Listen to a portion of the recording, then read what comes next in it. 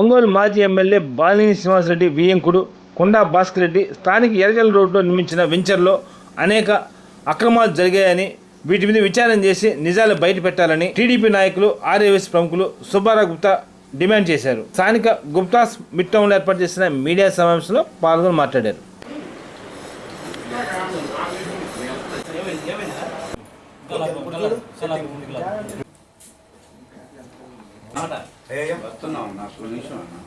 ఇప్పుడుగా మంచి విషయం సబ్జెక్టు. మా ఒంగోలు కమలాసనం ఆస్కా గోండారాజ్ రౌడీ నాయకుడు, దౌర్జన్యకరమైన నాయకుడు, అతను వాళ్ళ షడ్డకుడు కొండా భాస్కర్ రెడ్డి గారు ప్రముఖ వ్యాపారవేత్త, వ్యాపారాలు చేసుకుంటున్నాడు. నా మీద అభాండాలు ఏమాకండి అదంటే నిరూపిస్తా అన్నాడు.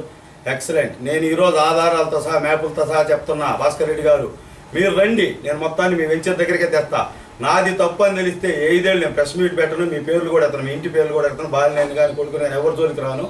నా వ్యాపారమే నేను చేసుకుంటాను, రాజకీయాల్లో కూడా జరగను. నేను నిరూపిస్తాను వెంచర్లో.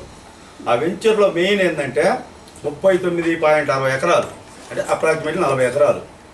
దానికి గాను కుండా శ్రీకావ్య ఎవరైతే ప్రణీత్ రెడ్డి వాళ్ళ మిస్సెస్ ఉందో ఆమెది 10 ఎకరాలు, భాస్కర్ రెడ్డి గారిది 2 ఎకరాలు, సాయి కళ్యాణ్ అని వాళ్ళ కొడుకుది 8.68 ఎకరాలు, తర్వాత వేమూరి బుజ్జి బసివిరెడ్డిది 3 ఎకరాలు ఒరిజినల్ ల్యాండే, ఏం ప్రాబ్లం లేదు. శ్రీకర డెవలపర్స్ 15 ఎకరాలు, మొత్తం 39.6 ఓకే అయింది. ఈ స్కామ్ అంతా ఈ చివర శ్రీకర డెవలపర్స్లో ఉన్న 15లోనే ఉంది.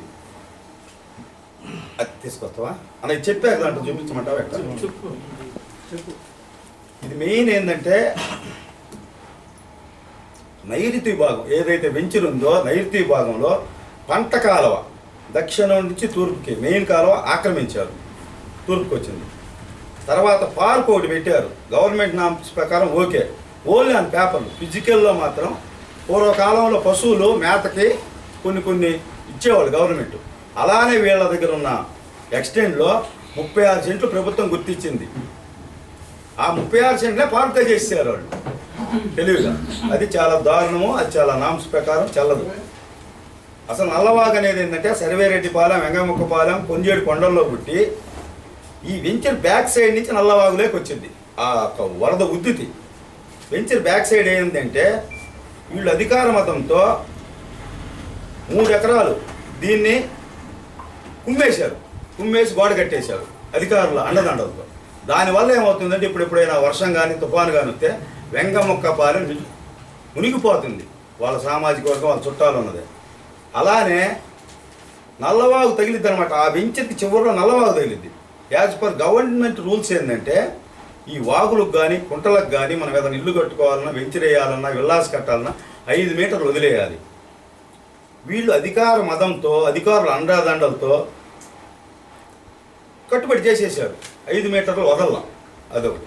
తర్వాత మనం ఏదైనా వెంచర్ కానీ ఇల్లు కానీ అపార్ట్మెంట్ కానీ కట్టాలనుకుంటే మనం నీళ్లు ట్యాంకర్ల ద్వారా కొనుక్కొని పోసుకోవాలి, లేకుంటే ఆ బోర్ వేసుకొని ఏ నీళ్ళు వస్తే ఆ నీళ్ళు వాడుకోవాలి. మున్సిపాలిటీ వాటర్ని వాడడానికి చట్టంలో లేదు. కానీ ఇక్కడైతే ఎవరైతే ఉన్నారో ఆయన సొత్తులు, ఆయన యొక్క అడుగులకు మడుగులెత్తే మున్సిపల్ ఒంగోలు కార్పొరేషన్లో ఉన్నటువంటి కార్పొరేటర్లు కావచ్చు, మేయర్ గారు కావచ్చు, అఫీషియల్స్ అధికారులు కావచ్చు, అతి దారుణంగా పైప్ లైన్ వేసేసి కనెక్షన్ ఇచ్చారు. దాంతో వాళ్ళు వెంచర్ మొత్తం కట్టుకునే విల్లాస్ మొత్తం మున్సిపాలిటీ వాడారు. అది చాలా చాలా చాలా నేరం.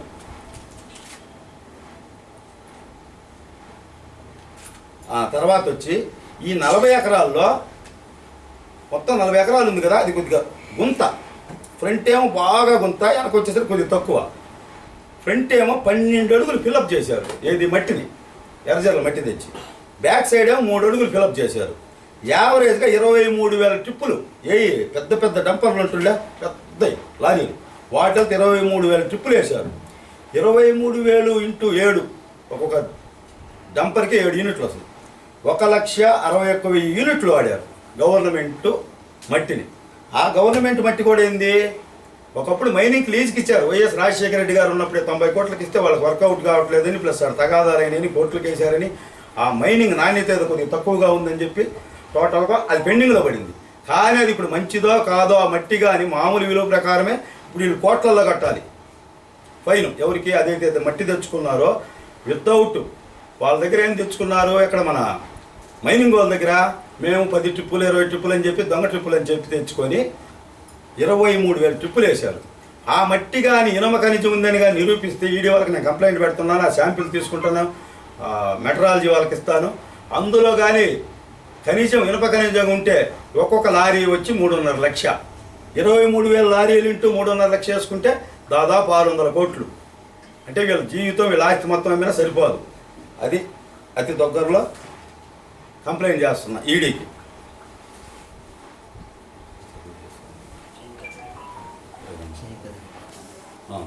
ఈ మొత్తానికి జగన్నాటకం ఆడారు. ఈ మైనింగ్ అనేది ఏదైతే ఉందో జిల్లాలో, దాని మొత్తానికి ఒక అధికారి ఉన్నాడు, మైనింగ్ అధికారి జగన్నాథం గారు. నేను ఇంతమటుకు చూడలా. అతని యొక్క దారుణమైన, ఎంత భక్తుడంటే అతనే ఒక జగన్ అనుకొని ఎట్ట పడితే అట్ట పర్మిషన్లు ఇచ్చాడు. జగన్నాథం గారు నీ మీద చాలా గ్రానైట్ ఆరోపణలు, బల్లికొరలో దొబ్బేశావని చెప్పి నిన్న కూడా మా బీజేపీ నాయకుడు బొద్దులూరు ఆంజనేయులు నీ మీద కఠినంగా మాట్లాడాడు. ఆధారాలు చూపించాడు లేదు తెలీదు. నేను ఆధారాలతో నువ్వు జైలుకి వెళ్ళడానికి సిద్ధంగా ఉండు. ట్రాన్స్ఫరు వేరే ఊరు ట్రాన్స్ఫర్ అవ్వడం అది కాదు, నువ్వు జైలుకి వెళ్ళడానికి సిద్ధంగా ఉండి నేను నిరూపిస్తా. నువ్వు బాలినేనికి ఎంత చేసావు, క్వారీల్లో ఎన్ని క్వారీల్లో పార్ట్నర్షిప్లు ఇచ్చావు, ఎన్ని ఓకే, దీంట్లో మాత్రం దొరుకుతావు, నువ్వు జైలుకి పోవడానికి సిద్ధంగా ఉండు. దీని మీద విజిలెన్స్ ఎంక్వైరీ చేయాలని చెప్పి నేను దామచర్ల జనార్దన్ గారికి మొత్తం మ్యాప్తో సహా, ప్రూఫ్లతో సహా, దామచర్ల జనార్దన్ అంటే ఆయన కాన్స్టిట్యున్సీ కాబట్టి ఆయనకి ఇస్తాను, ఎంపీ గారికి ఇస్తాను. వాళ్ళు విజిలెన్స్ ఎంక్వైరీగా నేస్తే జైలుకి వెళ్ళడం తథ్యం అధికారులు. ఆ తర్వాత వచ్చి వీళ్ళయి ఇంతటి తాగల దాదాపు 100 కోట్ల మైనింగ్ పెనాల్టీ గవర్నమెంట్కి ఇప్పుడు కూడా పెండింగ్ ఉంది. గవర్నమెంట్ వచ్చి దాదాపు 40 రోజులు అయితే దాన్ని కూడా డీడీ గారు జగన్నాథం కట్టించుకోవాలి కదా. అలానే వీళ్ళ ఈ క్వారీల్లో చీమకుర్తి, బల్లికొరవలో వీళ్ళకి చాలా పర్మిషన్లు ఇచ్చాడు. ఆల్రెడీ రన్నింగ్లో ఉన్నాయి క్వారీలు. అవి మొత్తం తీస్తాము. ఈయన కొండ పగిలిందండి, కొండా భాస్కర్ రెడ్డి కొండ పగిలింది, మొత్తం ఆధారాలు వచ్చినాయి, అన్నీ వచ్చినాయి, నీరు మొత్తం బయటకు వచ్చింది. నెక్స్ట్ ఇది ఫస్ట్దే శాంపిల్. నెక్స్ట్ వచ్చేసరికి వైజాగ్, అచ్యుతాపురం, చిలుకూరు, నందిగామ, బిట్రగుంట, సింగరాయకొండ, వైజాగ్ మాజీ సైనికుల భూముల్ని కాజేశారు వీళ్ళు. బిట్రగుంటలో అయితే ఎస్సీ దళితుల భూముల్ని ఆక్రమించుకొని వీళ్ళు ఆక్వాకల్చర్ వేశారు, చేపల చెరువులు వేశారు. వాళ్ళు లబో దిబో అంటున్నాడు. కరేళ్ళు కొండలు అమ్ముకునే వాళ్ళు ఉంటే వాళ్ళ స్థలం ఆక్రమించారు. వీళ్ళకి హద్దే లేదండి, ఆకాశమే హద్దు ఆక్రమించుకోవడానికి. చాలా చేశారు. మ్యాపులు గీపులు ఉన్నాయి. ఒక్కసారి ఆ మ్యాప్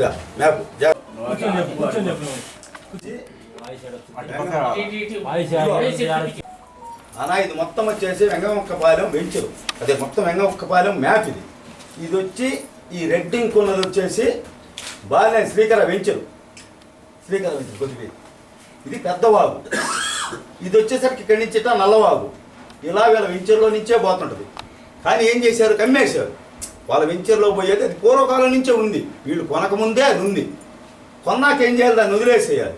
కానీ వాళ్ళు మట్టి ఫిలప్ చేసేసి షో చేసేసి పెట్టారు. నామ్స్ ప్రకారం ఏమో అలా చూపిస్తున్నారు. కాగితాల పరంగా ఏం తప్పులు దొరకట్లా. వీళ్ళు మనం ఫిజికల్గా కానిపోతే మాత్రం అన్నీ దొరుకుతారు. ఏడొస్తుంది కాలువ ఆ లోపల నుంచి వచ్చింది మెయిన్. ఇదిగో ఇక్కడ ఒకటి పెట్టాను చూసావు, చిన్నది వెంచర్ లోపల భాగం. అది దీన్ని నీళ్ల కుంట అంటారు. పశువులకి మేతలకి 36 సెంట్లు దీన్ని కుమ్మేశారు. పశువులు లేదు, మేత లేదు, నీళ్లు లేవు. దాన్ని వెంచర్లో కలిపేసుకున్నారు. రూల్స్లోనేమో చూపిస్తున్నారు కాగితాల్లో. ఇక్కడ మాత్రం అంత చదును చేసేసారు. కుంట లేదు. కుంట లేకపోతే ఎలా కుదిరింది? ఇది వచ్చి డీకే అండి. మర్చిపోయింది, ఇందాక 15 ఎకరాలు మిగిలిందన్నాను చూసే డెవలపర్స్లో. ఇది డీకే. ఇది ఎవరిది? ఈదుపల్లి గురునాథం అనే అతను ఒక లాయరు, ఏదో గుడి చైర్మన్ కూడా చేశాడు గతంలో, మనందరితో తెలిసిన వ్యక్తే. అతను యొక్క డీకేలు ఏంటంటే ఈ కన్స్ట్రక్షన్కి, బహుళంతస్తులకి కోట్లు పెట్టి 2 కోట్లు 3 కోట్లు పెట్టే కానీ దానికి డీకేలు పనికిరావు. డీకేలు బతకలేని వాళ్ళకి ఇస్తే ఊరు గుడిసో చిన్న పెంకుటిల్లో వేసుకోవడానికి. నువ్వు వెంచర్లు కట్టుకుంటావు, అమ్ముకుంటామంటే అతనికి దీని కింద 2 కోట్లు డబ్బులు ఇచ్చారు, 2 విల్లాలు ఇస్తున్నారంట. అతని యొక్క 8 ఎకరాల దాకా ఉంది డీకే. అతను వాళ్ళు బినామీలే, అది ఆక్రమించేశారు. ఇదిగోండి, ఇది చూసారా నల్ల కాలువ. ఈ డీకే పక్క నుంచే పోతుంటుంది. ఈ డీకే పక్క నుంచే వెంచర్ నుంచే పోతుంటే ఇది మొత్తం ఆక్రమించేశారు. అదేమనంటే దాంట్లో ఏం చూపిస్తున్నారు, ఉద్యోగ కాగితాల్లో పార్కింగ్ అని ఏదో చూపిస్తున్నారు, కానీ ఆక్రమించేశారు. అది ఆ వెంచర్లో ఉన్న లోపాలు. ఇక ఇక్కడ చూస్తే మొత్తం ఇది గూగుల్ మ్యాప్. ఇది ఈ గూగుల్ మ్యాప్లో కాలువ కబ్జా చేసింది ఇక్కడ వాళ్ళు. ఈ కాలువ కబ్జా చేసింది 20 ఫీట్ల ఆక్యుపేట్ చేశారు. కాలువ యాక్చువల్గా 60 ఫీట్లు అట్లా ఉందండి బాగా. దాన్ని ఏం చేశారంటే వీళ్ళు ఒక 20 ఫీట్లు వీళ్ళు ఆక్రమించేసి అసలు కాలువ లేకుండా సైడ్ ఇచ్చేశారు. వాల్టా చట్టం ప్రకారము మనం ఎంత లైన్ తీసినా కానీ ఇంత పోతుంది అనుకోండి, కాలువ ఇంత తీసినా కానీ చాలా పెద్ద నేరము, జైలుకి వెళ్తారు. అలానే ఇది కిష్ కాలేజ్. ఇది కిష్ కాలేజ్ అయితే ఒంగోలు నుంచి కొంచెం చేడు పోయే రోడ్డు ఇది. ఈ రోడ్లో ఏం చేశారు, ఇదిగో ఈ డీకే దగ్గర ప్లాన్లోనేమో గిఫ్ట్ ల్యాండ్ కింద రాశారు. ఇది ప్లాన్లో గిఫ్ట్ ల్యాండ్ కింద రాశారు. ప్లాన్లో రూల్స్ ప్రకారం 25 నుంచి 30 ఫీట్లు ఉండాలి. ప్రెజెంట్ ఉంది 6 ఫీట్లే. అంటే అక్కడ ఏదైతే కాలం ఉందో 25 నుంచి 30 అడుగులు ఉండాలి. కానీ ఇప్పుడు రూల్స్ ఇప్పుడు మనం ఫిజికల్గా 2 రోజులు తీసుకెళ్తాం జనార్దన్ గారు అనుమతి, ఎందుకంటే ఆయన కాన్స్టిట్యున్సీ కాబట్టి ఆల్రెడీ ఇంటిమేషన్ ఇచ్చే ఇండైరెక్ట్గా. ఆయన కాన్స్టిట్యున్సీ కాబట్టి అన్నం తీసుకెళ్దామని నేను పోవడం ఏదో ఒకటి ఫిజికల్గా వెళ్దాం, పోలీస్ పర్మిషన్ పెట్టుకొని అతను భాస్కర్ రెడ్డి గారిని కూడా పిలిపించి, ఎందుకంటే ఆయన ఎవరంటే మేము వ్యాపారాలు చేసుకోకూడదు, ఒంగోలు డెవలప్ కాకూడదు అండి. ఒంగోలు డెవలప్ అవ్వాలి, మీరు అంటే వాళ్ళు వెంచర్ కట్టుకోవాలి, వైసీపీ వాళ్ళు వ్యాపారం చేసుకోండి, సంపాదించుకోండి, ఇట్లా అక్రమాలుగా కాదు న్యాయంగా. దానికి మేము అడ్డం రాము, మా జనార్దన్ గారు రారు, ఎంపీ రారు, రాష్ట్ర ప్రభుత్వం రాదు. వైసీపీ వాళ్ళు యథేచ్ఛగా వ్యాపారం చేసుకోవచ్చు, గంజాయి కాదు, ఇట్టంకి వ్యాపారం చేసుకోండి, మంచి ల్యాండ్ కొనుక్కొని. ఇది పూర్తి ఆక్రమణ అండి. నేను మొత్తం ఫిజికల్గా కూడా మీకు చూపిస్తా, ఆ గూగుల్ మ్యాప్ పెట్టు. వీళ్ళు ఏం చేశారంటే అండి, అధికారాన్ని అడ్డం పెట్టుకొని అన్ని ఆక్రమణలు చేశారు. అసలు పైప్ లైన్ వేరే ఊరి నుంచి ఆ ఊరికి వేసారు, పెద్ద పైప్ లైన్లు. అది పొలాలు రైతుల్లో నుంచి వేశారు. పొలాలు రైతులు అంటే రైతులు పొలాలు వేసినప్పుడు ఏం చేయాలి, ఇది అసలు వచ్చిన గూగుల్ నుంచి తీసాం, ఇది నాది కాదు, గూగుల్ దీంట్లో నుంచి తీస్తే గాలి జనార్దన్ వేసింది ఇదే. ఈ గూగుల్ మ్యాప్ తీసే వాళ్ళు గుడి ఆక్రమించింది అన్ని తీసి గూగుల్ మ్యాప్లో తీసే. ఈ గూగుల్ మ్యాప్ ఫ్రెండ్స్ సహాయంతో సాధించాం. వీళ్ళు ఏం చేశారంటే అండి, వేరే ఊరు నుంచి పైప్ లైన్లు లాగారు రైతుల పొలంలో నుంచి. రైతులు పర్మిషన్ లేకుండా లాగారు. అంటే రైతులు అంటే మీకు చులకనా?